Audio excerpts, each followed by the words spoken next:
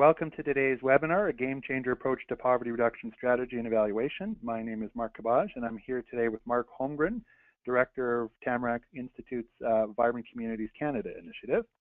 We have a chance to talk about something we've often talked about, face-to-face and informally in lots of different situations, Mark, and it's this idea of evaluation, complex issues like poverty, and trying to make sense of the work we're doing so we can do even better work.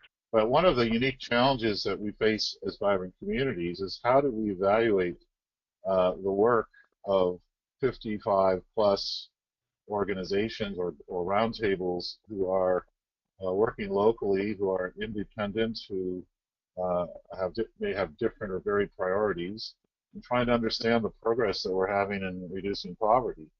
And I think all of us, wherever we're located, find that it's complicated, and that's where this quote comes from, trying to tie in, my background as a musician, I guess, in terms of the metaphor. We all want to find ways to get to demonstrate that the work we're doing is making a difference.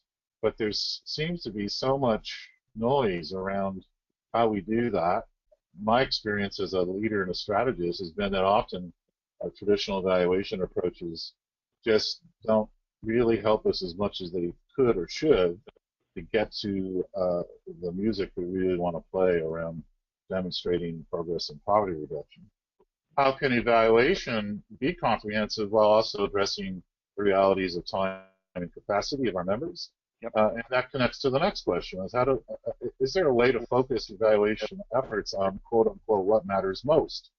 And is there a simpler way to go?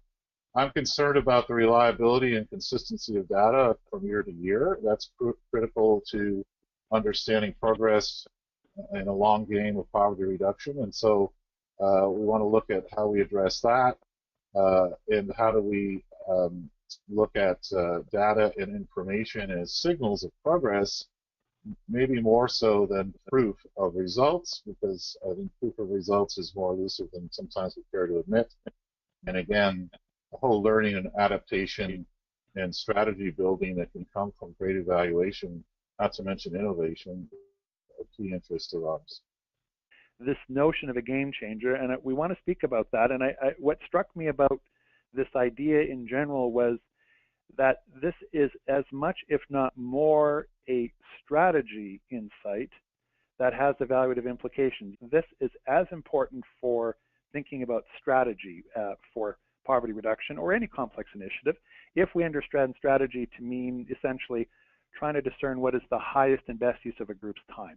How can we focus more on those things that if we address them would have the largest impact across our community because of what I call their cascading effect in addressing needs. So this definition is about a priority area or strategy that not only aims to deliver on its own specific goals or outcomes, but also elicits an array of other significant positive outcomes that cascade both within and outside of its area of emphasis, and can have profound impact on how we address poverty. We all know that we do not have the resources to address everything that we want to do, and so sometimes we get stuck in a place where we say we can't do this, we can't do that, and maybe this is, or I'm hoping that this is one approach that helps to crystallize where most of our attention, time, and resources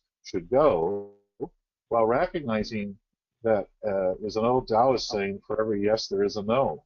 We can't do everything. We can't measure everything. So how do we set priorities? And I think looking at game changers as an approach to doing that can be helpful for our members across the country, as well as for governments and so forth. It helps facilitate what outcomes we identify. It helps clarify how we're going to work together in terms of mutually reinforcing activities. It focuses our communication. It gives us an ability to communicate and dialogue with community around game changers. That's where movements are formed. They're formed out of those large, big change initiatives that people can rally around.